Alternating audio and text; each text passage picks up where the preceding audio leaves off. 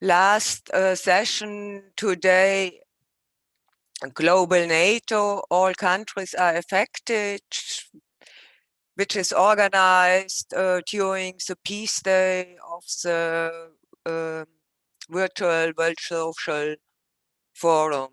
It is organized by the International Network No to War, No to NATO.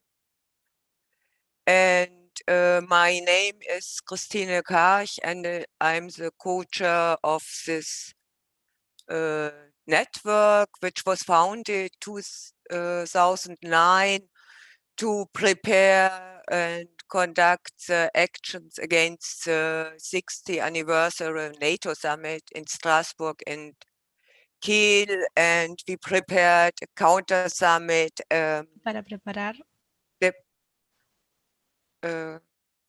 counter summit demonstrations, action of civil disobedience, and others. And since this time we are active against NATO and NATO summit and working to delegitimize NATO as a biggest military alliance ever have existed. And we are not only working against NATO summits, but in between we are also taking part on other events like World Social Forums, or have own conferences and things to educate people and to fight for peace. As our first speaker, I give the floor to Ludo de Bravanda. He is also a member of the International Coordinating Committee of the network, and since the beginning working in the network, and he's from Belgium, from the Vrede, the Belgium peace movement. And yeah, Ludo, the floor is yours. Thank you, Christina. I was asked to talk about, in general, the global NATO and how recently, and also to talk about the report, the NATO 2030 report, which is very important in my view for the coming years. So maybe let's start with the end of the Cold War, when the Warsaw Pact and the Soviet Union have been dissolved, and also with the in 1991 and the German unification in October 1990. This meant that the official reasons of existence for NATO disappeared as well. As you know, the existence of NATO was like a defense organization, and the main enemy presented, or the main enemy for NATO as it was presented, was the Warsaw Pact, or the East Bloc. And so although the heads of the states of the NATO confirmed the end of the Cold War during the NATO summit in London in July 91, there was no question of dissolving NATO, but rather to reform it into a global player to serve the interests of its members. The NATO reorganized itself in the years after the Cold War by adopting several new strategic concepts. There have been three since then, and the central part of this strategy to become global was threefold. The first one was territorial, by enlarging NATO towards the east of Europe. The second one was a transformation from a primarily defense into an intervention organization. And third, the construction of alliances or cooperation structures with partners all over the world. So let me go a little bit deeper in this threefold globalization of NATO. The first one, the enlargement, territorial enlargement with to the east, was because the US was very concerned that with the end of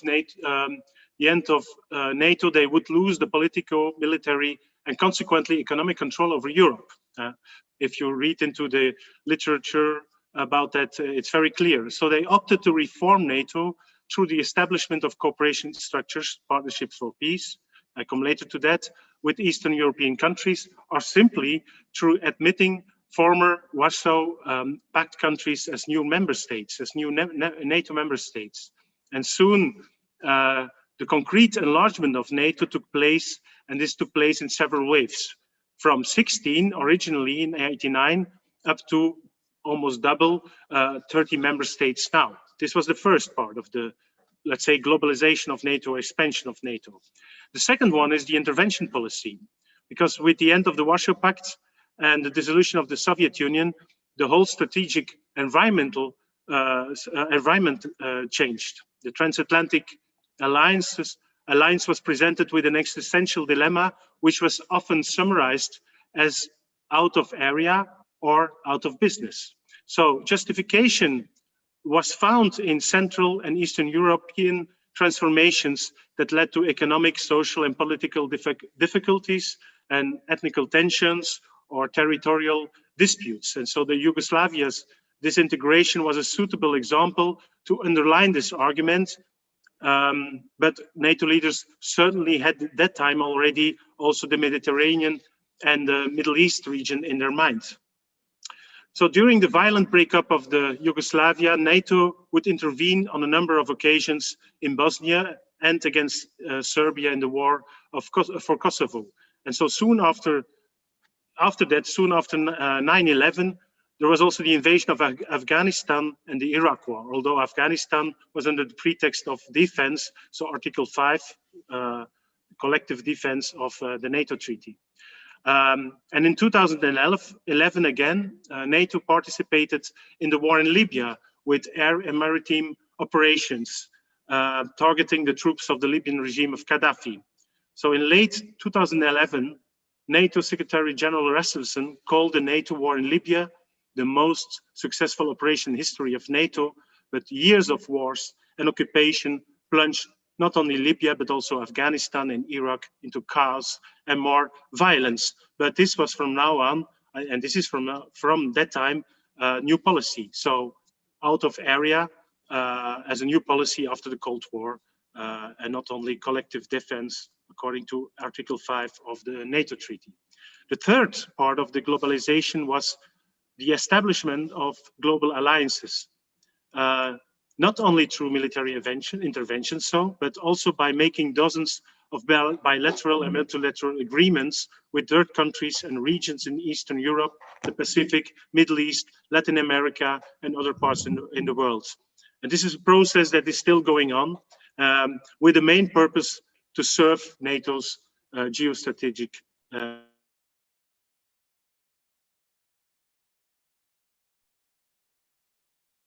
sorry, I think I was muted. I don't know, by accident. No, okay.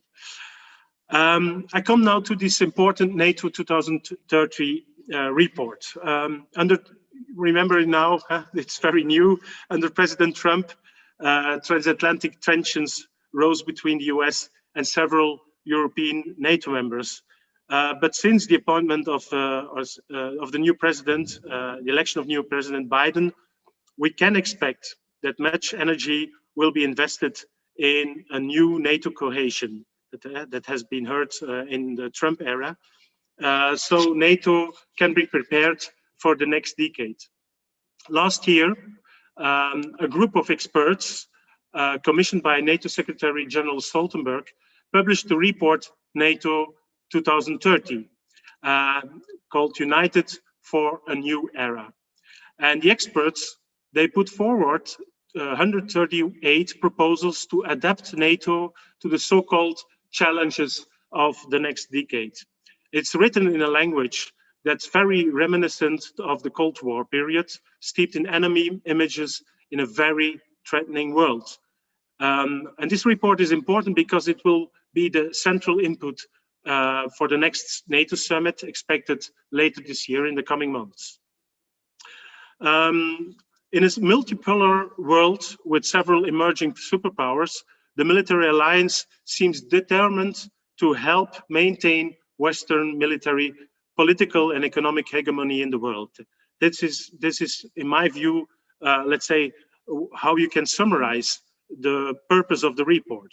According to these NATO experts that made this report 2030, the alliance has to confront now what they call systemic rivals. These two systemic rivals are not astonishing Russia, but now also China. What Russia, the Russian annexation of Crimea and the war in eastern Ukraine served already as an argument for rearmament and military spending of NATO. Remember at the NATO summit in Wales in 2014, member states committed themselves to increase military budgets to 2% of GDP within 10 years. Currently, the European NATO states, as a consequence of that, and Canada, spent already $63 billion more compared to 2014. That's 25% more than it was in 2014. So there was a huge increasement of military budgets, and Russia was used as a pretext for that. New in the report is the very prominent place given to China in NATO's security doctrine. It's true that China is trying to expand its global influence, as it is the case, for example, with the Belt and Silk Initiative. But this is as any other country is doing to defend its interests. But so far, China has been acting mainly with political and economic tools. So even when China's defense budget is growing strongly as well as it is NATO's defense budget, or the collective budgets of NATO is the case, it represents still less than a third of what the US is spending. With only one foreign military base as another example, the focus of China is very much on defending its borders and interests in nearby areas, and unlike NATO, not on a global military control and foreign military interventions. Remember, the United States only has several hundred military bases abroad. So this is very different something compared to China, for example. But of course, in NATO 2030, in this report, it's never mentioned that NATO has this kind of policy. It's always about, we have to defend about external threats, and this is then presented as the threat coming from Russia, the threat coming from China. With the new ban treaty entered into force last Friday, it's also important maybe to mention that also in the report 2030, nuclear arms are discussed. So but only in a very negative way, of course. The 2030 report shatters the illusion that NATO is serious about nuclear disarmament. While we read, and this is what NATO always does, that arms control plays an important role in today's security environment, NATO emphasizes that nuclear weapons have been a critical pillar of NATO's collective defense since its inception. Moreover, according to these NATO experts, and I quote them, nuclear sharing arrangements play a vital role in the interconnections of the alliance and should remain one of the main components of security guarantees of the whole Euro-Atlantic area. And the report is clearly worried about the impact of the new ban treaty for NATO's nuclear policy.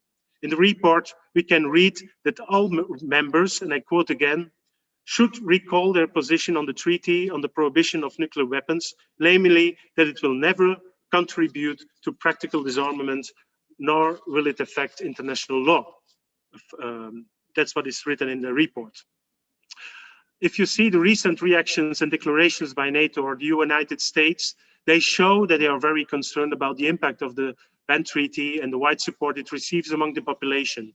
NATO is afraid that if a member states join the ban treaty, the political cohesion of NATO itself will be in danger.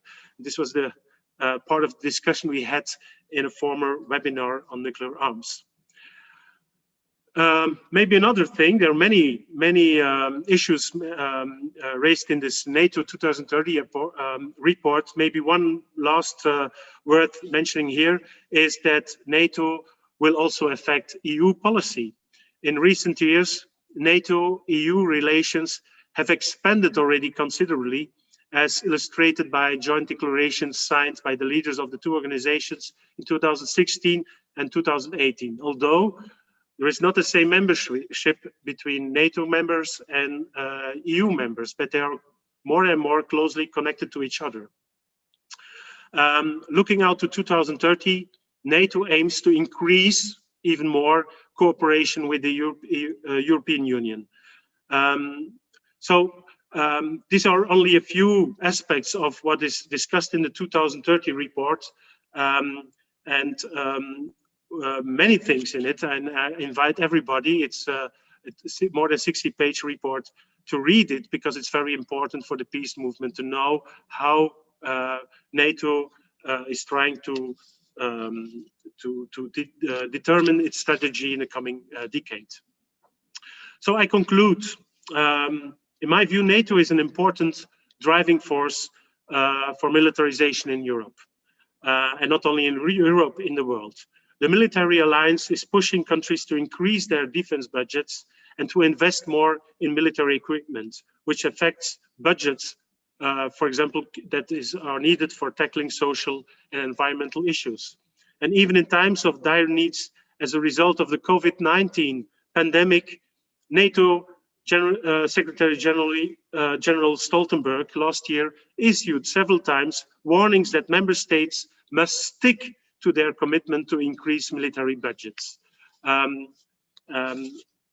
these so-called commitments only serves, of course, the military-industrial complex, not the people. If you see how the budgets compared to 2019 last year, the turnover for the military industry was more than 10%. So, and this is every year.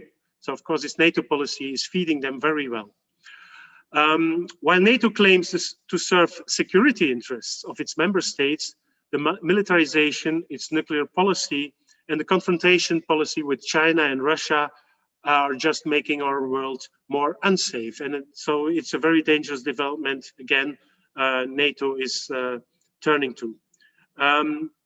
Peace, in my view, is really not possible with NATO. And it's my clear position on that. We don't need NATO, and it's a danger to peace. What we need, I think, instead of that, is an organization, or at least a policy, that is about comprehensive security approach that goes beyond traditional state-centric and military approach and includes human, economic, and environmental dimensions, as well as the security of individuals. This is, I think, in a very, in one sentence, if you want, what is security about? It's not about investing in military in armament, not increasing military budgets. This is in opposition with what is security. Security is about the needs of people, about economic and environmental needs, climate change. These are issues of real security.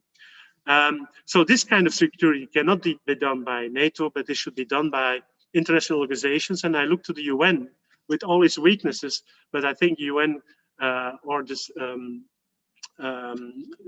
European organizations that are organizations that have more capability to focus on mutual trust, things like mutual trust or diplomacy or issues like arms control.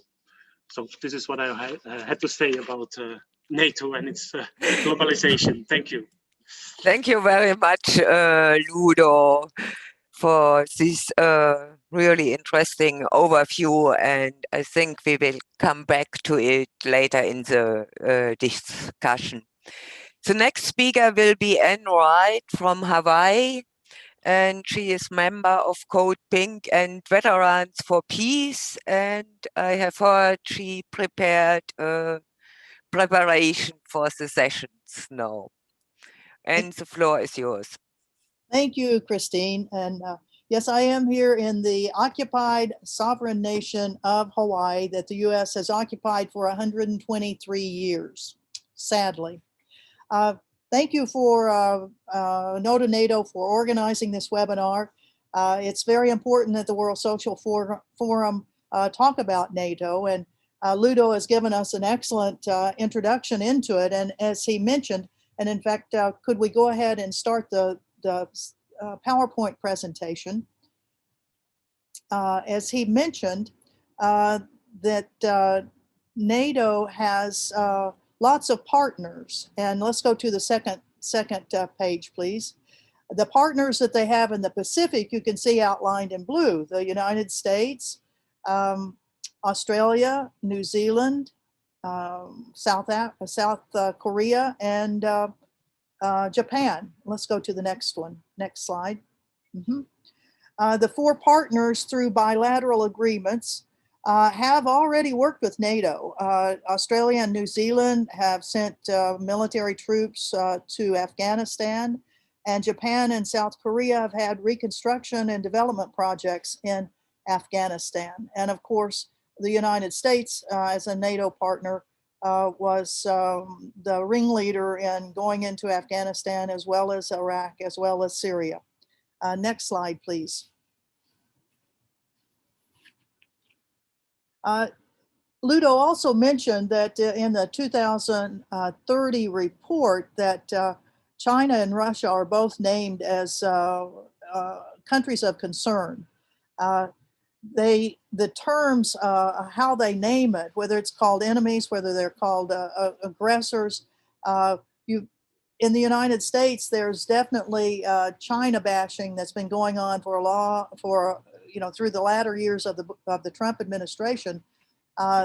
China's, as the U.S. calls it, aggressive actions in the South China Sea, where they built 9 naval bases on small atolls, where the increase in their Navy, they now have more naval ships than the United States. They have 350 ships and submarines. The U.S. has 290. The U.S.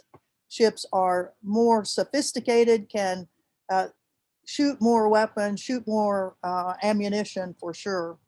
As Ludo said, China has only one overseas, or one base that's outside of the Chinese sphere, and that's in the island, or the nation of Djibouti, in the Gulf area.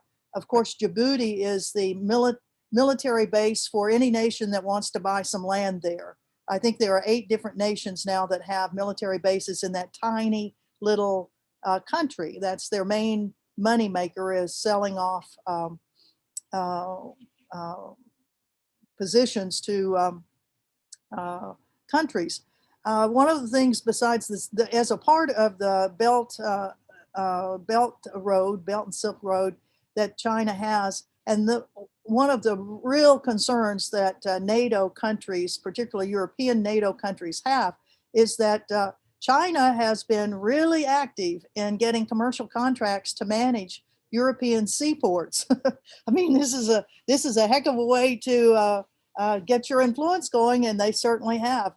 They have the contract for the maintenance, running of a huge part of the giant seaport in Piraeus, Greece. They have the contract for 2 ports in Haifa, Israel. They have the seaports in Spain and Belgium, and they also have one in the United States. The COSCO shipping company has investments in 61 port terminals around the world, and another one manages 36 ports in 18 countries. So NATO's concerned about all that, because China has, in a non-lethal way, certainly had its influence. Let's go to the next slide, please.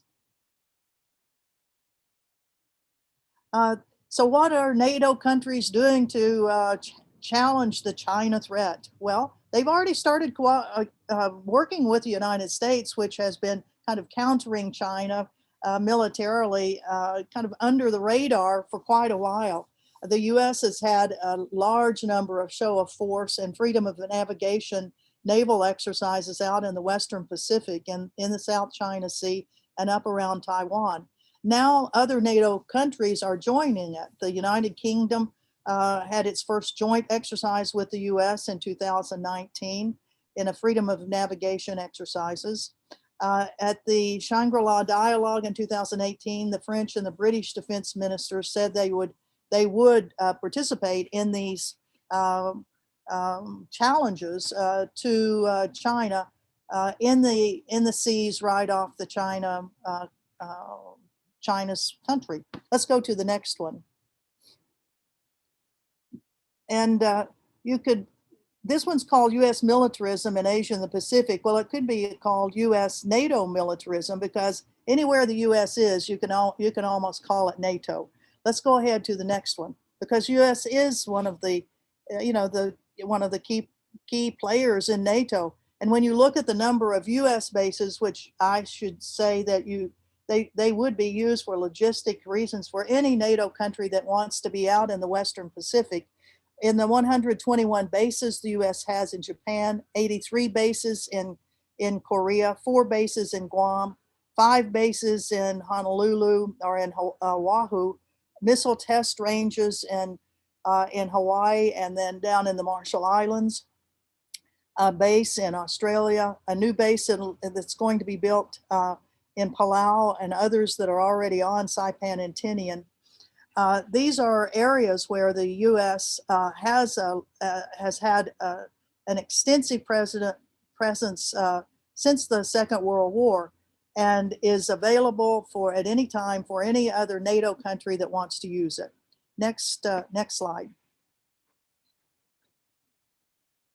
And this is just a picture of the Western Pacific and the areas around where the United States and what it's called, it's Indo-Pacific Command, because they have now expanded the U.S. military's arrangement within itself, that the Pacific Command has now gone all the way over to India.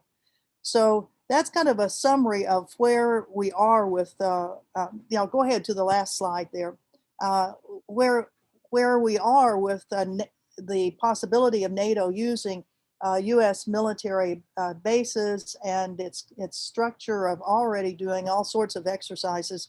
And when you see from this last slide, the numbers of people that the U.S. already has out there, with nearly 375,000 U.S. military and civilian personnel that are a part of the U.S. military component, 200 ships, 1,100 aircraft, expeditionary forces, air forces, ground forces. It's a huge number. So as we look to that 2030 report that NATO has constructed about where it's looking, I totally agree with Ludo that the look of NATO now to the west or further to the east, depending on where you are when you're looking, certainly the characterization of China as well as Russia as being supposed threats, aggressors to what NATO and NATO countries feel is their purview, is something that we must be very watchful for. Thank you very much. Thank you very much, Anne, for your presentation. And it's really amazing where NATO is involved, because the United States are NATO member, and they also allow to all other NATO members to use the facilities of the US, and therefore NATO is really acting around the world, and it's amazing. Now I will give the floor to David Swanson from the United States, World Beyond War, who will tell us something, I think, about NATO and the United States and what changed after the election and the relationship between the US and NATO. David, the floor is yours. Thank you, Christina. May I share a PowerPoint? Yes. I forgot to make you to the co-host. Just a moment. Not a problem. And terrific presentations from Ludo and from Anne, as always. I will try to add a bit. There's something I need to click here. Wieso kann ich hier nicht zum Co-host machen? Ach, hast du gemacht. Okay, you should share now. Can you see a green and white slide? Okay, so yes, I can see that. So I want to mention that last week, one day, I spent hours watching a couple of hearings in the U.S. Senate. I'm quoting from one at the top of this slide. I watched the confirmation hearings for Tony Blinken as Secretary of State and for Avril Haines as Director of National so-called Intelligence. And it was remarkable to me that there were very few questions about the horrendous past performance and careers and qualifications of either of these people. And certainly the single most frequent topic of questions in these hearings was essentially, how much do you hate China? How willing are you to hate China? What problems do you have with China? How can we increase U.S. belligerence toward China? This was the central topic of these hearings from these U.S. senators. Never mind that China is competing economically by not waging all these wars and dumping all this money into wars on the U.S. scale. The answer from the U.S. to counter China, whatever that means, needs to be more wars. And the threat, according to Tony Blinken, in his words, was that China wants to be the leading country in the world, whatever that means, never defined. And so there were token mentions of Russia, token mentions of Iran, but China dominated. And it remains to be seen very much, I think, what impact Russiagate is going to have beyond Trump. But there have been admissions in U.S. media by unnamed officials at the Pentagon that Russiagate, and the threat of Russia and so forth is all about selling weapons and maintaining bureaucracies, including NATO. So this was something that Senator Ron Johnson, Republican of Wisconsin, said to Tony Blinken about Trump's successes and the importance of recognizing that Trump accomplished good things. We got our NATO partners to invest more in NATO, to buy more weapons. That's a good thing, right? To which Blinken agreed. And I think it's important to recognize that Trump did, in fact, strengthen NATO, not weaken it.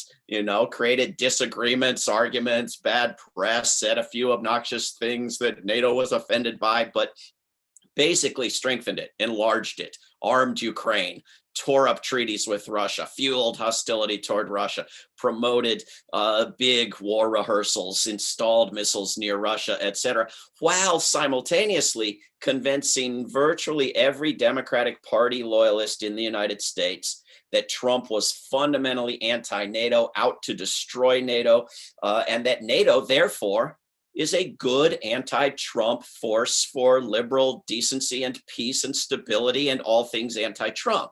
And most of these people to this day apparently believe that Trump is a servant of Vladimir Putin. Again, what impact this is all going to have long term remains to be seen.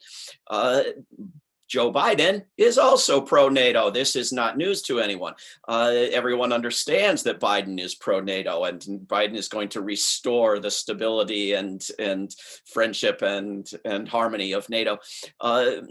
We sat through several senators questioning Blinken, a man with a history of war after war after war with not a single mention or question, until we got all the way down the list to Senator Rand Paul of Kentucky, who questioned adding Georgia and Ukraine to NATO and asserted that doing so would mean immediate war under Article 5. And Rand Paul questioned, would you, potential Secretary of State Tony Blinken, add Georgia to NATO even if it meant war? Oh, yes, sir, Senator. Yes, I would. Yes, if they're qualified, they should be added, to NATO.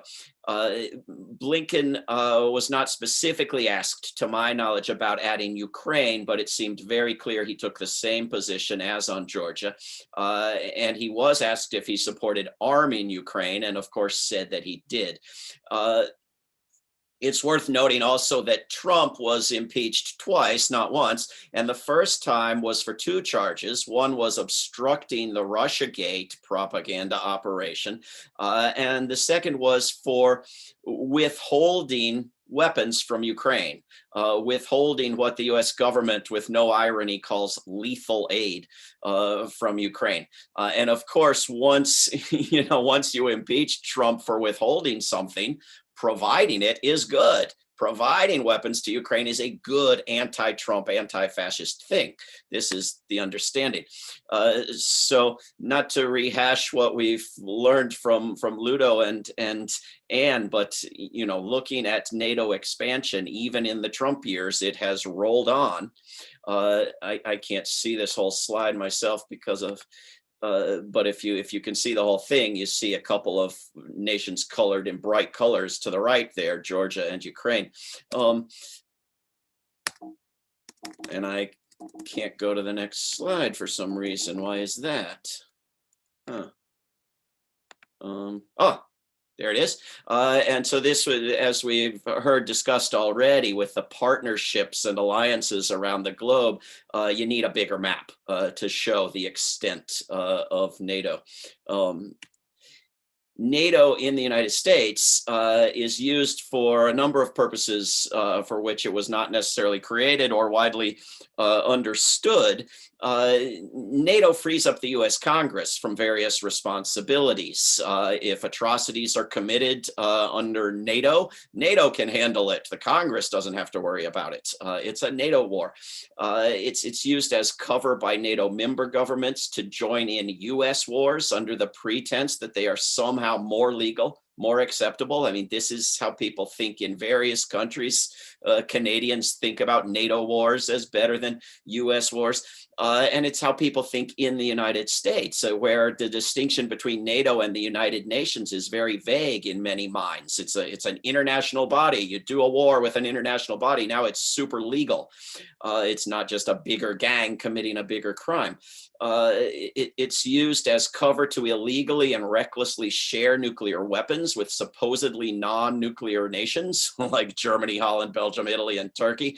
It's used as cover to base US troops in NATO nations where people would be less accepting of US bases than they are of NATO bases.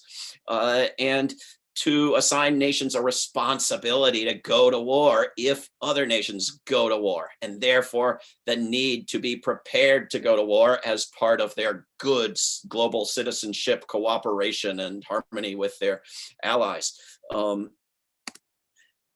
This is a photo from No to NATO events that happened in April 3rd to 4th, 2019 in Washington, D.C. And there's a lot about those events and about NATO and what's wrong with it at that link, worldbeyondwar.org/no to NATO.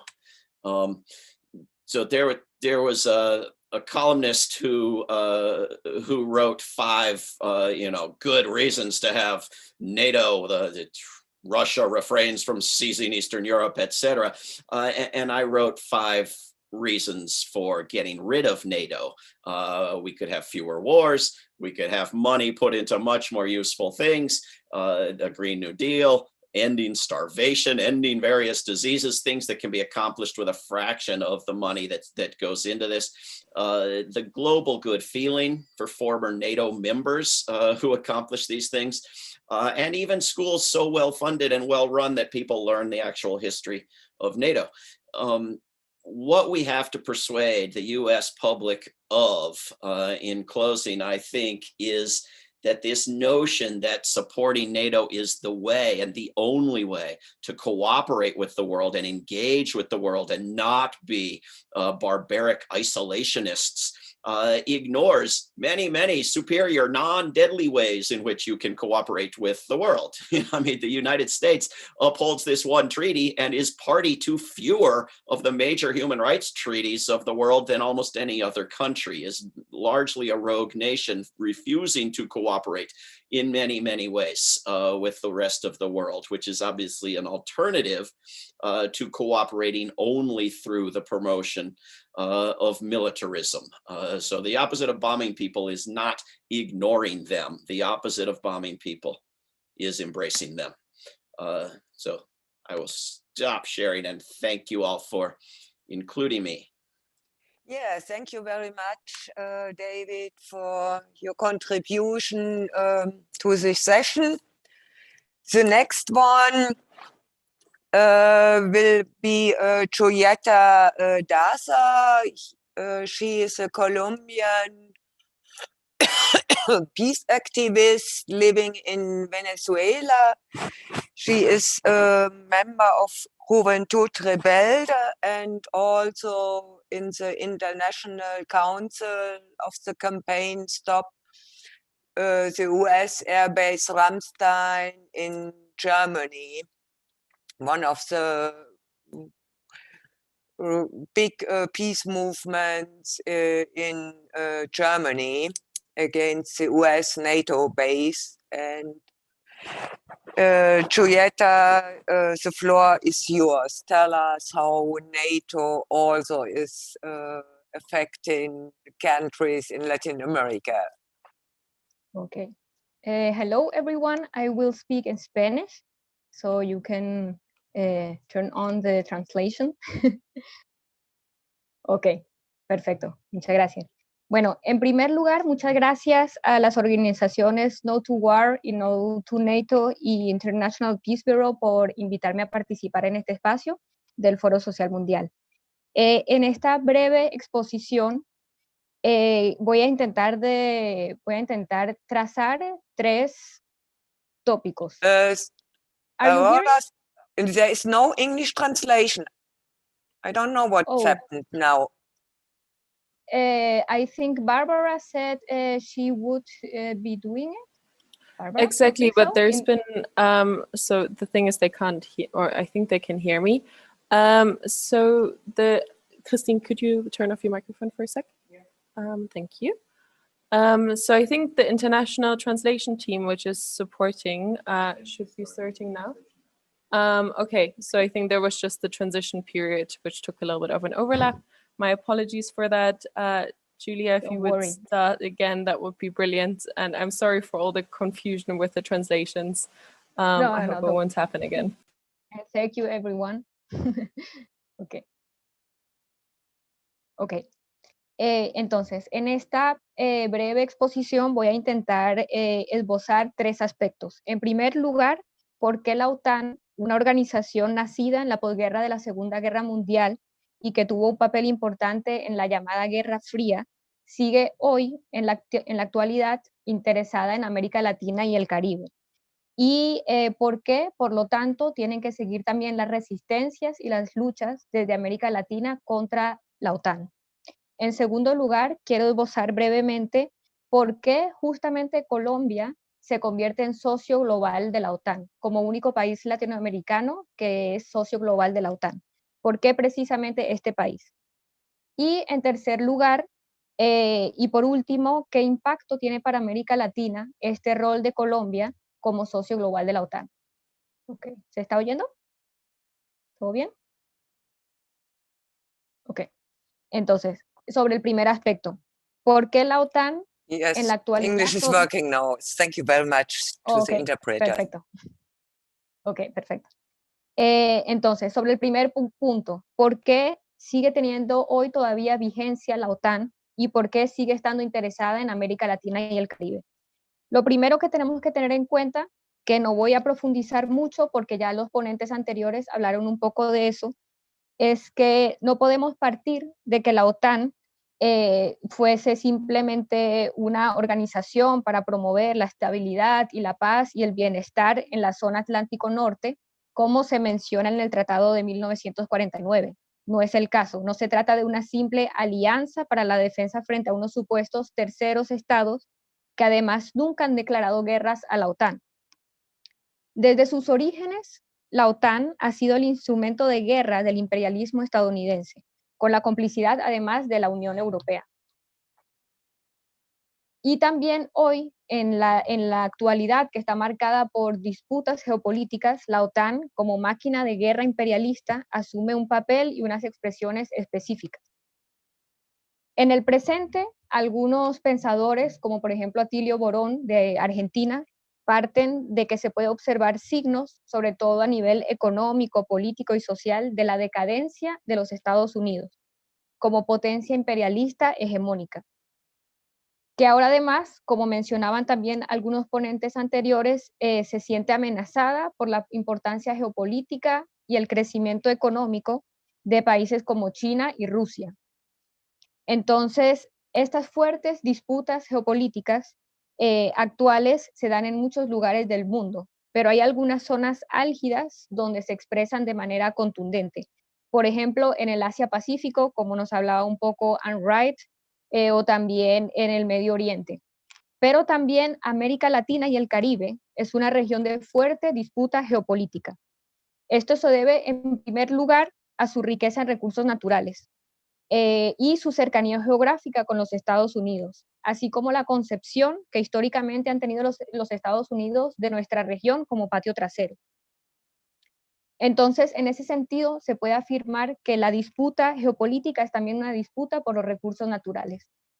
Como mencionaban anteriormente, también en el caso de China, con América Latina también ha aumentado fuertemente las relaciones comerciales. Entonces, Estados Unidos percibe eso, una potencia hegemónica en decadencia, y percibe a China como una amenaza. Entonces, pienso que así se puede entender la vigencia de la OTAN y su aún actual interés geopolítico en América Latina y el Caribe. En segundo lugar, ¿por qué precisamente Colombia como socio global de la OTAN? Bueno, desde el año 2018, Colombia se convirtió en el primero y hasta ahora único socio global latinoamericano de la OTAN. Este acuerdo se cerró precisamente bajo el gobierno de Juan Manuel Santos. Irónicamente, el Premio Nobel de la Paz le fue otorgado a él.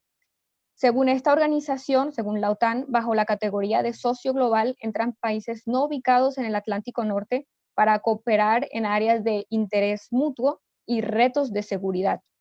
Además, se señala que algunos de estos países contribuyen activamente con operaciones de la OTAN a nivel militar u otro, y también se menciona intercambios en formación y entrenamiento, etc. Entonces, Colombia es precisamente un ejemplo de ese tipo de cooperación y entra al grupo de los llamados socios globales junto a Afganistán, Australia, Irak, Japón, Corea, Mongolia, Nueva Zelanda y Pakistán. Llama la atención fuertemente que varios de estos países albergan bases militares estadounidenses dentro de sus fronteras. Además, varios de estos países, de estos socios globales, son los primeros productores o exportadores de las drogas fuertes más consumidas a nivel planetario. En el caso de Colombia, con la cocaína. Entonces, este ingreso de Colombia como socio global en la OTAN es solamente el último de los hechos en una larga historia de la injerencia imperialista estadounidense en el país. En realidad, ya desde 2013, Colombia cooperaba con la OTAN en base a un acuerdo de cooperación e intercambio de información. Esto causó mucha polémica porque Colombia ha estado muy sacudida por los escándalos de interceptaciones ilegales por parte de agencias estatales y militares en el país. Entonces, si además coopera en el ámbito de información con la OTAN, pues es muy preocupante para el movimiento popular y demás. Pero volviendo a la pregunta, ¿por qué Colombia como socio global de la OTAN? Otro factor es que tiene una posición geoestratégica muy importante, porque Colombia se encuentra en el norte de Sudamérica y tiene acceso al Mar Caribe y al Océano Pacífico. Entonces, bueno, es una posición muy privilegiada a nivel geoestratégico. Pero creo que más que esta posición geoestratégica, lo que caracteriza a Colombia es que las oligarquías del país, que históricamente han estado frente al poder político del país, han sido funcionales a los intereses del imperialismo estadounidense. Entonces vemos que algunos han caracterizado a Colombia como el Israel de América del Sur, y pienso que es acertado esa concepción. Pero si vemos que Israel fue fundado como Estado en 1948 apenas, vemos que el papel de Colombia como bastión militar en la región se remonta a mucho más atrás, porque ya desde las épocas de las luchas por nuestra independencia del Imperio Español, ya desde entonces los Estados Unidos estaban, infiltrados en el país y aliados con las oligarquías del país. Entonces, así se inicia una muy larga historia de la injerencia política y militar estadounidense en Colombia, que no tengo tiempo para mencionarla toda, pero algunos aspectos claves fueron o son, por ejemplo, el Plan Colombia por la Paz, así llamado, un acuerdo de cooperación militar anunciado en 1998 por el presidente Pastrana, y que gracias a o por culpa de este plan militar, ya en 1999, Colombia se convierte en el tercer país receptor del mundo de cooperación bélica después de Israel y Egipto. Además, en el 2009, el entonces presidente Uribe Vélez otorga el acceso a 7 bases militares a las fuerzas militares estadounidenses. También por esta época se comienza a exportar mercenarios colombianos a otras regiones del mundo. En 2015, es decir, antes de que Colombia fuera socio global de la OTAN, ya envió una embarcación a la operación Ocean Shield de la OTAN a África. Y ya como como socio global de la OTAN, se ha enviado militares colombianos a las escuelas de la OTAN en Alemania y en Italia. Pero entonces hay un fuerte contraste porque se supone que la OTAN debería contribuir con la paz y la estabilidad en el país y en la región, pero vemos que, por ejemplo, en el 2020 fueron cometidas 91 masacres en el país con alrededor de 400 personas asesinadas. ¿Cómo es posible? ¿Cuál es el factor de estabilidad y de paz y bienestar en la región? Desde la firma del acuerdo de paz entre el gobierno colombiano y la guerrilla de las FARC-EP en 2016, a finales de 2016, con el gobierno de Santos, han sido asesinados 250 excombatientes de esta guerrilla y alrededor de 1.000 líderes y lideresas sociales en el país. Otro elemento que no habla para nada de estabilidad y de paz y de bienestar en el país. Entonces, otro factor es que paralelamente al ingreso de Colombia como socio global a la OTAN, se negoció también el ingreso de Colombia a la OCDE, es decir, la Organización para la Cooperación y el Desarrollo Económicos. Entonces, podríamos decir de una manera un poco tragicómica que Colombia fue premiada por su trayectoria bélica y económica al ser recibida en el selecto club de los guerreristas en la OTAN y en el club de los neoliberales en la OCDE. Y por último, para hablar brevemente del impacto en la región y también para la misma Colombia, ¿qué impacto tiene esta figura de socio global para Colombia? En primer lugar, se ve cómo desde el Estado colombiano, en vez de implementar el Acuerdo de Paz de La Habana, se sigue insistiendo en la guerra. O sea, este acuerdo de paz firmado en La Habana ha sido traicionado por completo por parte del Estado y el gobierno colombiano. Otro factor importante es que esta categoría de socio global se describe de manera muy imprecisa, de tal manera que dentro de esta cooperación se podría realizar cualquier tipo de acciones. Respecto a la región, un aspecto muy preocupante son los riesgos para Venezuela, para la República Bolivariana de Venezuela, porque este país comparte una larga y porosa y compleja frontera de más de 2.000 kilómetros con Colombia. Y además Venezuela, como sabemos, ha estado en la mira de los ojos imperialistas. Julieta, please come to the end. Okay, I'm finishing. Venezuela ha estado en la mira de los ojos imperialistas por sus reservas petroleras y por su proyecto político. Pero no solo Venezuela nos preocupa, sino cualquier país progresista o de izquierda en la región se ve amenazado por esta gran base militar que es Colombia. También para la integración de América Latina, ¿qué significa Colombia como socio global de la OTAN? Cuando, por ejemplo, en 2014, en la CELAC, como gran esfuerzo de integración latinoamericana de 33 estados latinoamericanos, se declaró la región como región de paz. ¿Qué significa el ingreso de Colombia como socio global? Bueno, creo que podría llegar hasta ahí. Valga mencionar que hay decenas de bases militares estadounidenses en América Latina y la base británica en las Islas de las Malvinas con acceso por parte de la OTAN. Pero lo dejo hasta allí. Thank you, Julieta. It was very impressive, but we have to go forward and that all the others have the chance to tell us their view. The next speaker will be Ingela Martinsson from Sweden. Sweden is a neutral country, not a NATO member, but is also affected by NATO, and Ingela will tell us about this. Ingela, the floor is yours. Thank you very much. Well, Sweden is not neutral any longer. Since 2003, we decided not to be neutral and to be military and non-aligned. That's the strategy today. But after the Second World War, Denmark, Norway, and Iceland decided to join NATO. So they were among the founders. But Finland and Sweden were then neutral for many years, but not any longer. In 1994, we joined Partnership for Peace with NATO, and that has changed very much, I must say. Even Russia was one of the partners at that time.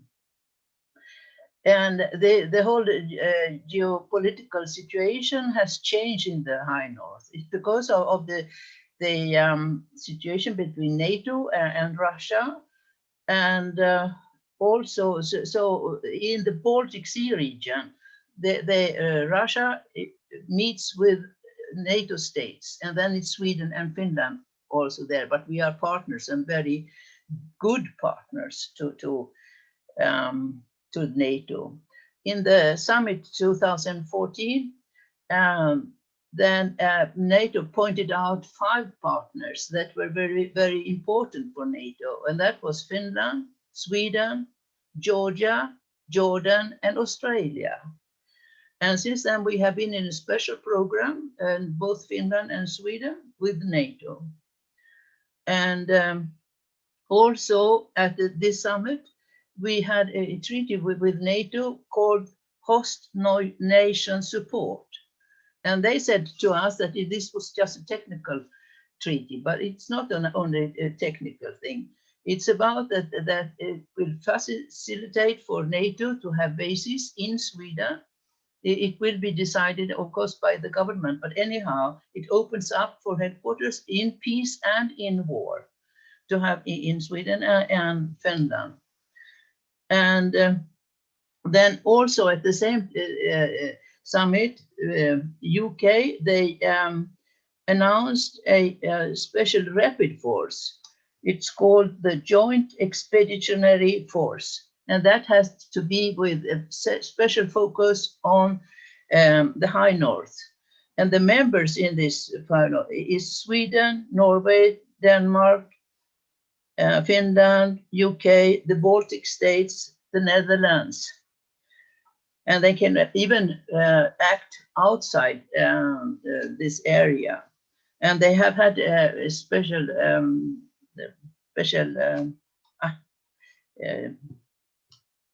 working together. No, I just got it.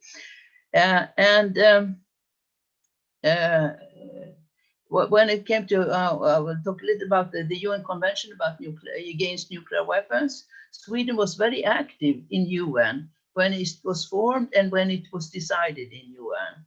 But after some months, the Swedish government got a letter from the defense minister, James Mattis, and he warned the Swedish government that if we are going to sign this treaty, there will be consequences for the relations with international relations for Sweden. That means with NATO and with the United States. We have also very much cooperation with the United States, military cooperation. And this NATO 2030, that is a special, they are pointing out Finland and Norway in one point, and I just read it here. NATO should build upon and, where possible, expand the partnership with Sweden and Finland as models for the development of its partnership with others. So we are very much appreciated by NATO. Another area that is also, that has come in focus, and that is the Arctic. Because we are Arctic countries here, and there are 5 countries that can claim on the rights of Arctic, and that's 4 NATO states with Denmark, Norway, Canada, and United States and Russia. So there we are meeting. They are meeting again with NATO and Russia.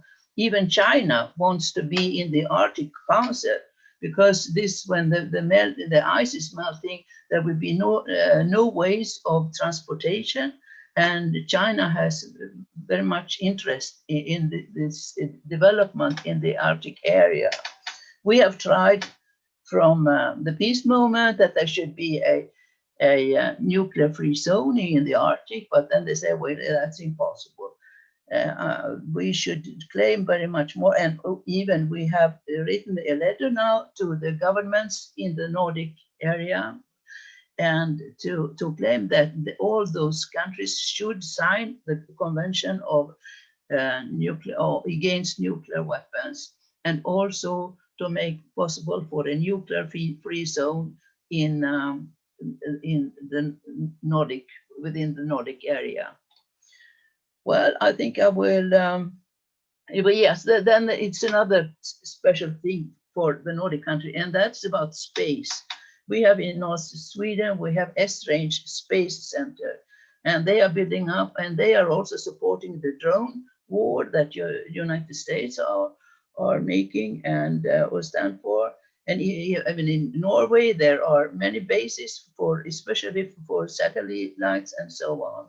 And then we have in Greenland the Thule base that is also very important for intelligence investigation, or what you call it. Yes, so the situation has very much changed in the north, in the high north, and it has been very much more intense, and we are also very much more militarized, and that is what we are going to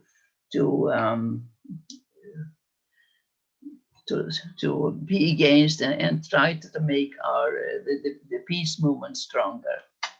Thank you.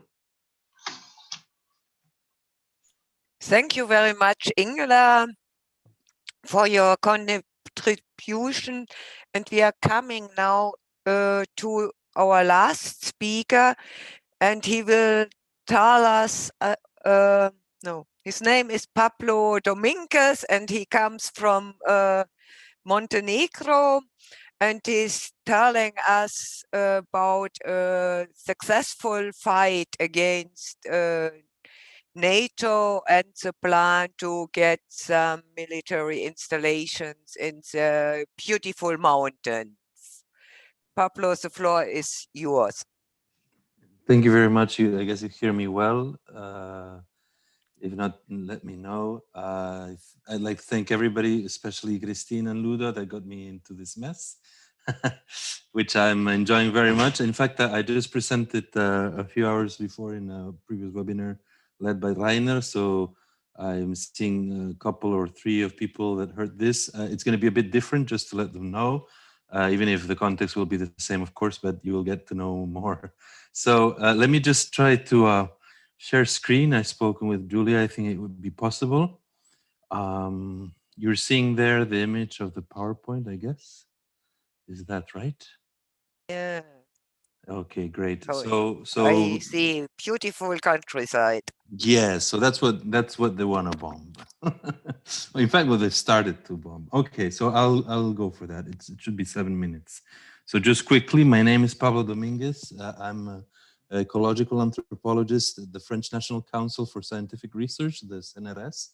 And so today I will be giving a talk about the pastoral conserved areas in the mountains of Signaviña, and the case that we're a training ground inaugurated with NATO in 2019 and almost pushed out maybe in 2021, this case of success that Christine was saying, after a long battle of more than 2 years by civic society. So just to put you in context where we're talking about the place, it's pastoral commons. So just to put you in place what this is about,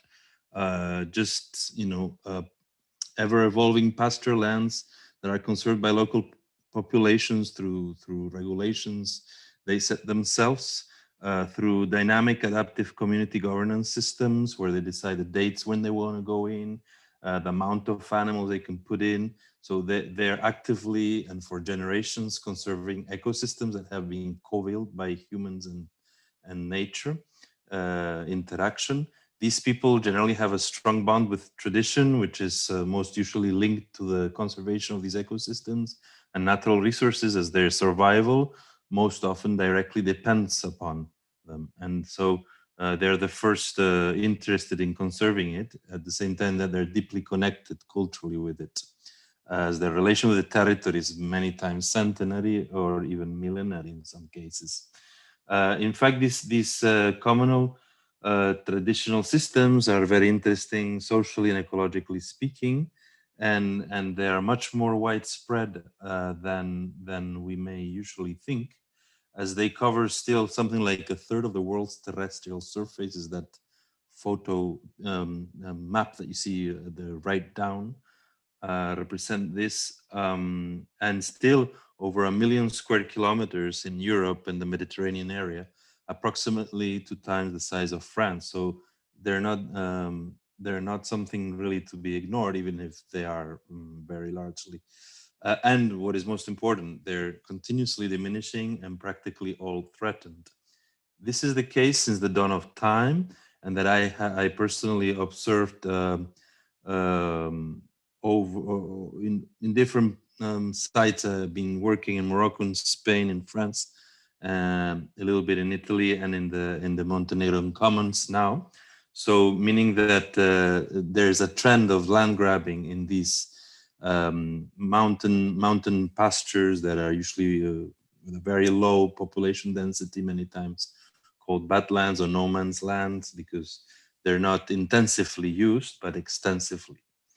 So the enclosure of the commons of the Mediterranean mountains seems not only a systematic thing of the past, but a very actual one, in fact.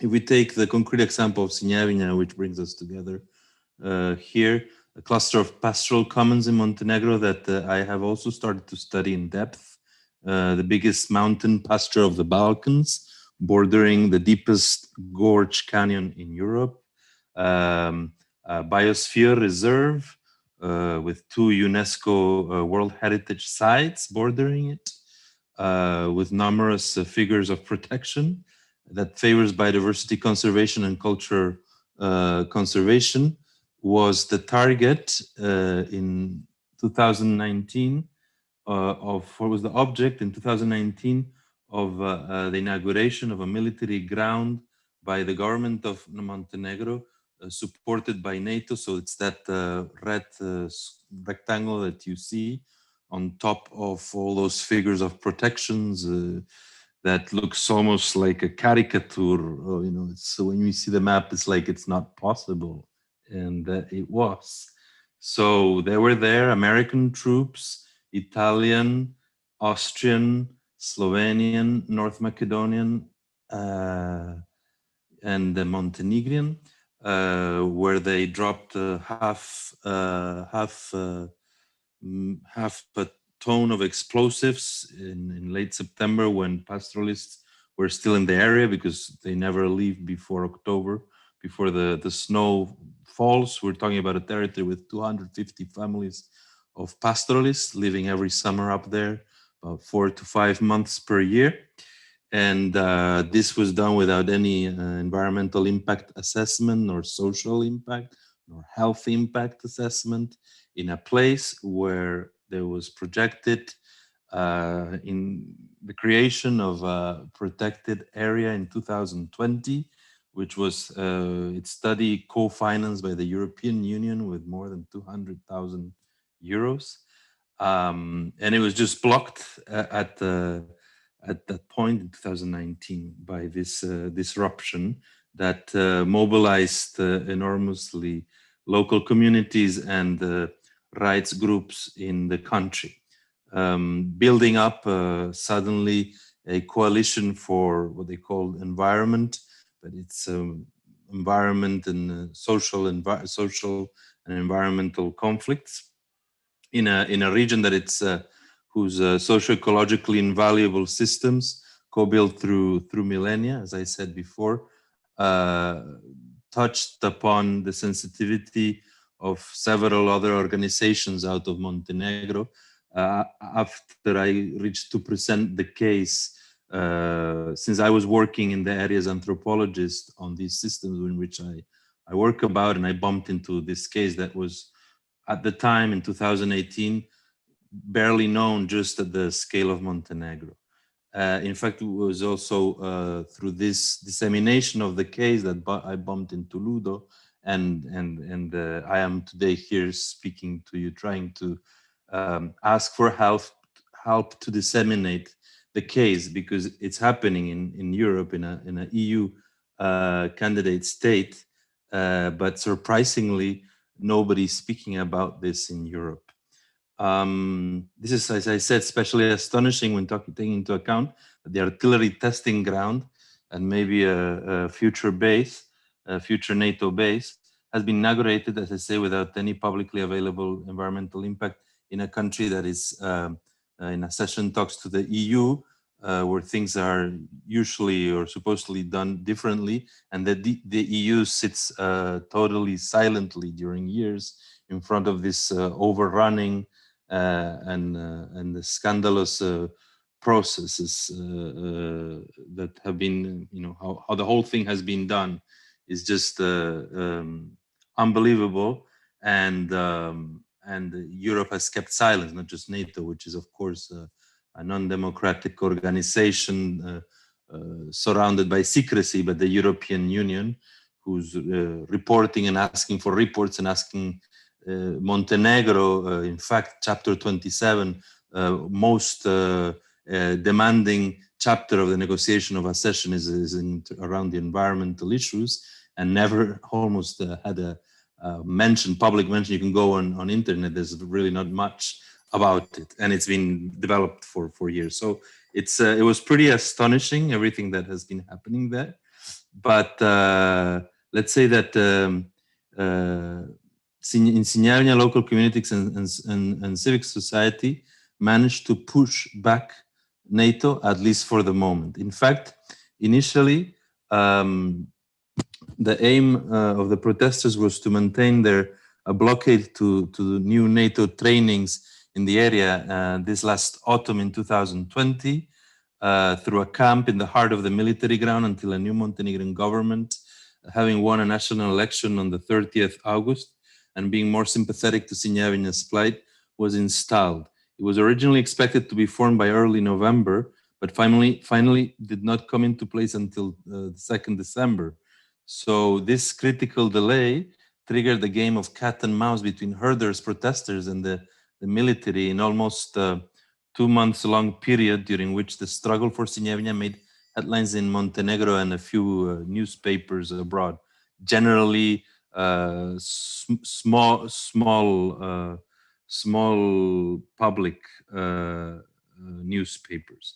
We've contacted several big newspapers who have always ignored, at least up to now, the case.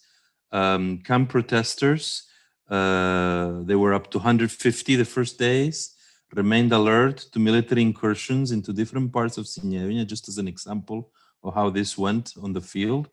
So the 18th of November, several groups of defenders took up positions on multiple hilltops around the newly established one-night military camp, composed of around 100 troops. In that way, protesters working as human shields blocked any bombings into this new spot of the pasturelands, some 3 kilometers away from the original protest camp, which was at the heart of where the trainings were supposed to be happening, and they reached to delay them. So then the military went on to somewhere else, 3 kilometers away, and still reached to block them. Then the military moved again some 10 kilometers further, and the people called Pablo, on the activists. please come to the end now. Yes, That we this have is just time to for say discussion. how it worked, and that's it. So basically, as human shields, they stopped at each time the trainings wanted to happen, and with the support of different organizations at international level that helped the movement reach to get the Ministry of Defense announcing that the trainings were coming to a stop, and that they were going to reevaluate the military base plan.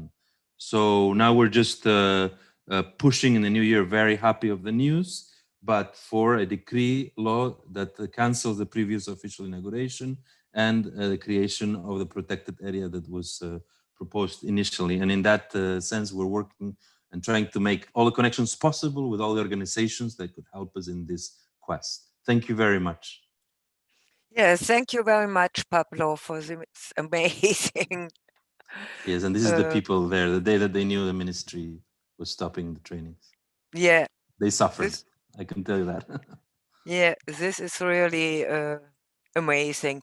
So we have now some minutes left for discussions, and you will find a button on the bottom of the screen, reactions. There you can raise your hand, or you can do it directly via the screen, or write in the chat if you want to talk and make a distribution to the discussion. And I would like to ask to be short, so I will say 3 minutes, that we can have a lot of contributions to this. Who is raising? Rainer, and afterwards Ingela. You know, I have 2 short points. First of all, we discussed with Pablo about the solidarity campaign in our last Rammstein meeting, which we had in the afternoon, the military bases. And I think this should be a common campaign from IPP and Nato I, Nato NATO, which could be a solidarity campaign, and also offer him to distribute his information, put the information on all our different websites. I think this is one important point we can do. The second, I think, is that we should prepare ourselves for the protest actions at the next NATO summit. And, you know, we don't know up to now the exact dates, but our first news, which we got from some of our friends in the United States, is that it could be that the NATO summit will be in addition to the Munich Security Conference in the second half of April. So I will ask all of you to think with us about protest action in Brussels. Think with us about protest action in Brussels. And I also want to repeat one suggestion which comes earlier today. This was a suggestion not only to have a counter summit again, but also have a meeting of young anti-NATO protesters and bring them together, because, you know, we had on several of our events today quite a lot of young people. So that could be also a good idea to develop the content. Why it is needed, I have not to repeat. There were so many brilliant arguments in the different presentations. Yes, thank you, Rainer. Ingela, you are so next, and afterwards Todd, and then Heike Hensel. Ingela. Yes, I would just say that the NATO 2030 that Ludi talked about, it's very important to discuss what is the strategy of NATO. And one is this with the nuclear deterrence. And our former, not president, Minister of State, Carl Bildt, he and also former foreign minister, he said that nuclear deterrence is necessary for the security of Europe. And Sweden has always been against nuclear weapons, but now it's kind of changing. Even the high person from the Defense Department also said that we have to discuss this nuclear deterrence. That is one point. But the other point that I would like to ask Ludo, what do you think? Because they are also very much claiming in this NATO 2030 about the new technology, about artificial intelligence and so on. And how are we in the peace movement going to discuss about how are we going to stand on this? I don't know if I could declare this myself, but anyhow, what do we do about the new technology? Yeah, thank you, Ingela. The next one will be Todd. And Todd, can you put on your video, please? I'm sorry, it's the first time ever. It doesn't work. I don't know Okay. why. I think this was utterly inspiring. The whole concept, global NATO, I think it's really, really important because most people in Europe still live in the some 40 years ago. They don't understand that what is happening is that NATO is becoming a global force, and that's why the Colombian participation here was utterly important. I have mainly been active in Friends of the Earth, Sweden, and the climate movement and so on. But I do believe that what we've seen this day and throughout this meeting is the need to both be very focused on specific things. And I do believe that this S-range, which was addressed by Ingela, is actually of some global importance because it's these kind of satellite stations are important because the satellites goes across the poles. And that's why NATO want the control of that S-range station. So it's of global importance, actually, the role of Sweden in this case. And also the Sami people, these mountain peoples, which links to Montenegro. It's maybe no coincidence that it's the peripheral areas that are especially treated badly and made into nothingness. And here I see a very interesting trend now in Fridays for Future and Extinction Rebellion. They start to address agriculture issues. And this, I think, is a road to start to also do the necessary thing. There has been a very specific development in Sweden because they want us in NATO. So we are also attacked very strongly with propaganda. Ingela Mortensen's organization is constantly claimed to be the women of Putin in an extreme sexist way. And even Hans Blix, which is a known figure here, I suppose, is called Putin's Brigade. That's sort of the level of the discussion going on in Sweden. It's fairly different in Norway because they are already members. So we need also to struggle against these repression things where we need some joint thinking. But finally, what we've been doing in Sweden is to bring we environmentalists have started a new peace organization. We saw that environmentalists is so super popular and the peace movement is more or less treated as shit in Sweden. So we bring the positive things from the environmental movement and unite with the peace movement and the transition movement and the small farmers. And this, I think, is a way forward. Of course, we always have to stick to certain specific issues, but the general strategy, we have to be more concentrated on social realities, economic realities in different areas where the rural areas are utterly important for the peace struggle. Thank you. Thank you, Todd, for your contribution. The next one will be Heike Hensel. Yeah, thank you. And hello to everybody from Germany, and congratulations to the brave resistance in Montenegro. I really didn't know about that. It would be really good to get some further information on it. It's quite interesting, and we should address it in Parliament too. I just would like very briefly raise the issue about the the really dangerous situation going on in Germany. And I think we really do have to prevent a kind of new Cold War or bloc confrontation since the NATO strategy for the first time addressed China and Russia both as military challenges. And a new bloc confrontation would indirectly affect all countries all over the world, as we know it from the Cold War, and fuel new arms race. And in the moment, and I think it's a really very dangerous situation, a kind of regime change activities initiated, of course, by NATO member states are currently underway in Russia. And I think it's really it's of high concern for everybody, and we somehow need to react. We somehow have to counter these kind of initiatives, because it really can bring us not only Cold War but hot war with Russia in this situation. And therefore, I would address or ask if we perhaps could a little bit elaborate on that, which ideas are there and how we could perhaps react as also a World Social Forum for Peace to stop these regime change policies. Thank you. Thank you, Heike, for your contribution.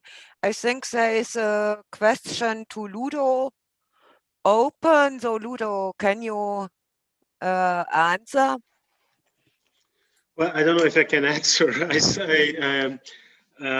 I only can say that, of course, this is not only a NATO issue, it's a general issue about development of new weapon systems, automatic systems, artificial intelligence. It's also an issue inside the European Union. I see a lot of, there has been a report of a German organization, IMI, presented by GUE in the European Parliament, that gives us a view about the developments that are very, very rapid in technology, artificial intelligence, how robots are more and more replacing humans in deciding how to conduct on the war field, and this is a very dangerous development, because it's more and more it means that more and more people will be replaced by robots in decisions of targets and how to kill.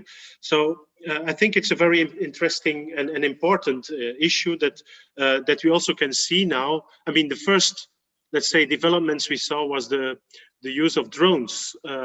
If we see how the rapid development of the use of drones, which is like a game stick they use, on distance, we have seen how Turkey is developing really as a very important drone producer and user. We have seen that in Nagorno-Karabakh, in Libya, how it changes the nature of war and can change also the positions of parties. So this is, I think, this is something in the coming years we will see, especially inside NATO, more and more developed, and also in the EU military context. And I don't know how to challenge this, or how to, I mean, it's just important to expose this and to disseminate this information about these new systems and the dangers of it. Because it's kind of, let's say, it's a whole military industrial complex that is making huge turnovers also on developing the systems, on research, and there's a lot of money invested in it, public money. And it's really, it will change in 10, 20 years. We will see that the nature of war will change, that technologically spoken advancements are very determined, will determine the way we conduct war and how we conduct in generally military in the world. So yeah. It's a good question, Ingela, but I cannot really answer it. It's just I recognize and I agree that it's a very dangerous development. I just want to finish with it. I heard two very important cases, Colombia and Sinja-Jevina. I came in touch with Pablo. I was also astonished that this could happen in Europe, and I think it's very important, and I want to support the call of Rainer that we should make this more public to the European population. And the same for Colombia. It's not well known, but this is a kind of true phase of NATO, that you establish relationships, profound relationships with countries where activists, trade unionists are disappearing, are killed. Hundreds of them have been killed in recent years, and this is it's just unbelievable that this is kind of one of our preferred partners in Latin America.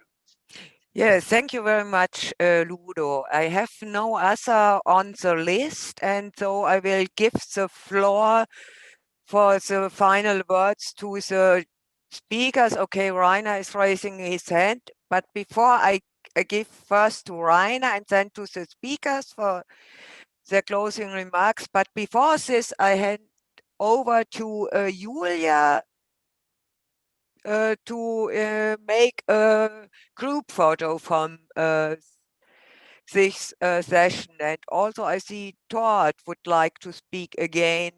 Then two short, but really short, and then we will see. But first, Julia for the photo. Thank you, Christina. So as all of you probably know at this point, for anyone who would like to be included, please turn on your video cameras, and then I'm going to do a countdown from 3. Also, if you have a social media for your organization, which you would like us to tag in the post, because we're probably going to use this tomorrow for some social media follow-up, please put it in the chat or as a direct message to me. Yeah, and otherwise, if you're ready, I would do a countdown. 3, 2, 1. Okay. And just for good measure, we can do another one. 3, 2, 1. Okay. Just let me check something. Okay.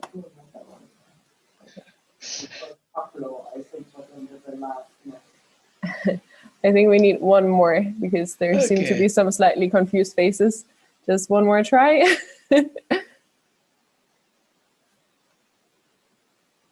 Everybody smile.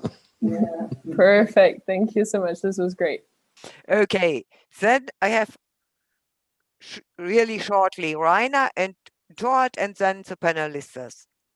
Okay, I think some of you should compare the photo in the evening with your photo in the morning, and you can see big differences. But you know, I really would like to give a short answer to Heike. I think no one of us has now a real answer what to do at the next steps. I think what we have discussed and decided is a way how we are coming to next steps and next solution and maybe next activities. And the first is definitely will be the ICC discussion and the the webinar of No to War, No to NATO, where we want to discuss how we should react to the US elections and the consequences. And this includes the new confrontation, the even deeper confrontation politics to Russia and China. And the second is that we said that we have to discuss this also in our national organizations and groups to come to common ideas and common solutions. And that we hopefully bring together some of the ideas at the event which we will organize at the NATO summit, and to find a longer strategy, how we are reacting and how we can include China with new cooperative partners from Asia and other parts of the world.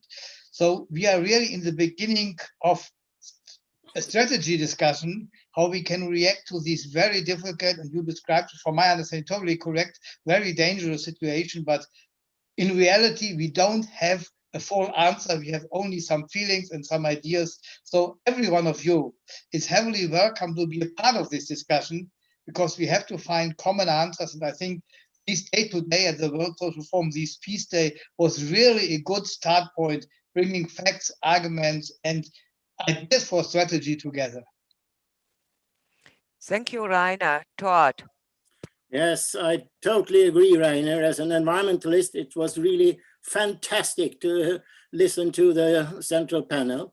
I would suggest there is one way forward, and that is the growing integration of the movements. I mean, environmentalists are really aware of the killings of many people in the third world, in the environmental struggle.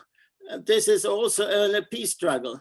So if we start to get the movements together and start to show clearly that there is a common interest, and this, as you maybe saw I put in the chat, a link to the statement we made now this January the 10th and 11th, and you will find that they're equally strong on environmental and peace issues. And if you would have listened to it, you'd suddenly find that people, the former chief editor of the Cultural Edition in the biggest paper, addressed Assange issues. So and the most important thing, everybody started to talk about we. people didn't talk about the environmental movement or peace movement anymore. And this, I think, is a contribution which International Peace Bureau has done so much when you invited the trade unions and Friends of the Earth to the 125-year anniversary. It was a great step forward in this direction. We are now hit in Sweden with an enormous repression. People are actually blacklisted. They don't get the job. If you are Please come to the end, Yeah. Todd. So we will need your solidarity, and we will send out information about this in March. Okay, thank you. Thank you, Todd. I think the panelists go in the other way around as in the beginning. And Pablo, please start.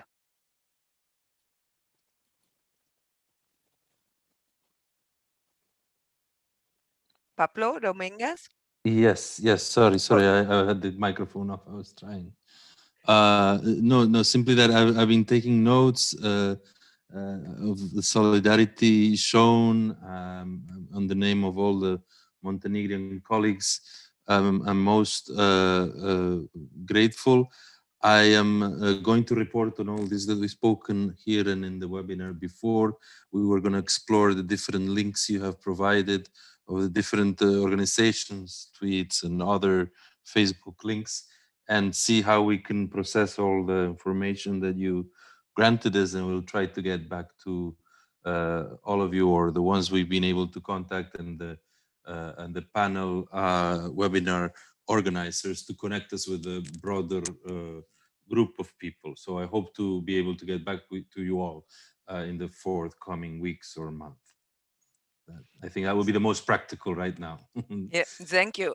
With the processed. Pablo, I have one remark. You can exchange emails and websites via the chat, and you are able to save the chat. So it's not necessary to write it up. You can only save chat, and you get also information stored on your local computer. Excellent. I will do please, that. use the chat. My God, I was trying to copy each link. No, it's not necessary. That's a great advantage. Chat saved. Excellent. Thank you very Ingela, much. your final words, conclusions. You are muted. Yeah, now it's that's working. it. Yeah, we joined the Partnership for Peace, but I don't think we have peace with NATO. And after this decision in Parliament to be a partner to NATO, we have been much more militarized, and both with exercises, also when they are testing weapons in North Sweden and so on. Then we have the Baltic Sea, the Arctic. There are so many problems. I think we should stress a little about OSCE. OSCE was a kind of, when it started in 75, it was meant to be a meeting point for East and West. And we should stress on those questions more, that we have to have dialogue. We have to have diplomacy, not to have military. Thank you. Thank you, Ingela. Julieta, can you say some words for the end in English to us? Julieta, you are muted. Yes. Okay. Okay, now we can hear you. Okay. I will try in English, but if it doesn't work, I know Julia and Leo are there to helping me. Okay. 2 years ago, I had the opportunity to participate in the protest against Rammstein, the military base in Germany. And there I really noticed, I really felt how much things we have in common, the peoples of the world that fight against NATO, against military bases, against imperialist wars. So I have a lot of hope hearing you. I think we have a lot of things in common. And yes, I think it was a really important meeting, and we have to continue working together. I think it doesn't matter if we are in Latin America, in Europe, in Asia. We have a lot of things in common. That would be my last words. Thank you very much. And it was a very good English. And I'm Thanks. sure we will see us again, not only virtual, but also in reality, and hopefully in summer on the actions against the airbase Ramstein in Germany. Next I one hope so, will yes. be David. Thank you, Christina. Thank you to all of you. This has been wonderful. I have several things I'm going to read this evening. I hope you will all contact me through worldbeyondwar.org. A couple of things we're working on that you might be interested in: a campaign to get military pollution included in climate agreements. It's a great cross-issue campaign that gets environmental groups on board regarding Kyoto, Paris, etc. And the second one is to get the sanctions against the International Criminal Court's top officials dropped by the new US government. We need help with this from outside the United States. There has to be an understanding that the world cares about this. And I would encourage us all with regard to Russia to watch two things. One, the nomination of Victoria Nuland, who openly advocates a coup in Russia. Her nomination has to be stopped as Undersecretary of State for Political Affairs in the U.S. State Department. And second, despite the dramatically positive media coverage in the US of Russian protests, which get, crap coverage by the Russian media, so the reverse of what we see with protests of the US government, we need to figure out how to be good allies with our friends in Russia and not bad ones. Support their demands, but not support the agenda of the US State Department with regard to Russia, which can be a little bit of a tricky path to maneuver, but I hope we can work on it together. Thanks. Thank you very much, David. I'm sure we can work together on this important topics against sanctions and also for the exclusion against the exclusion of military in the climate agreement. Our last speaker was Anne. Anne, where are you? Yes, right here. And okay. Now would, you have the word again. I would remind everyone that the large military exercises that the U.S. has had in Europe called Defender 2020, which was shortened because of COVID, but they're moving now to the Pacific with Defender 2021. And COVID does not matter to the U.S. military. They've continued their exercises in the Pacific as well as on Europe, but a reminder that every NATO country will probably be sending observers to each one of these exercises. And some of the exercises are very small. In fact, our colleague from Indonesia just in the chat said, what about Indonesia? Well, the US does have small exercises with all of the countries of Southeast Asia. And I can guarantee you that they're offering to your countries, to NATO countries, to come as observers. Thank you. Sorry. So thank you, Anne, and for your last distribution. And I think also from Germany remember of the start of Defender 2020 last year in spring, which was put on hold by Corona, but not really stopped. And also the maneuvers are ongoing. And the protest against Defender 20 and now 21 are also growing again in Germany. And we have to work together in this topic like we have done last year, now with a main point in the Pacific. I think we have a lot of tasks in front of us, and one point was a webinar Rainer said, and also we have some other webinars from our side in the pipeline. And have a look to our website in subscribe to our mailing list, follow us on Twitter and Facebook, that you reach all the information, and that we can prepare together actions against the next NATO summit, which will probably be in Europe in the next weeks, months. Thank you very much also for the translators, interpreters, even if they have left already, but I want to thank them for their What about Ludo? Did very he good. get a chance? Okay, and yes, thank you all for attending the meeting, and I think now the meeting is closed. Bye-bye.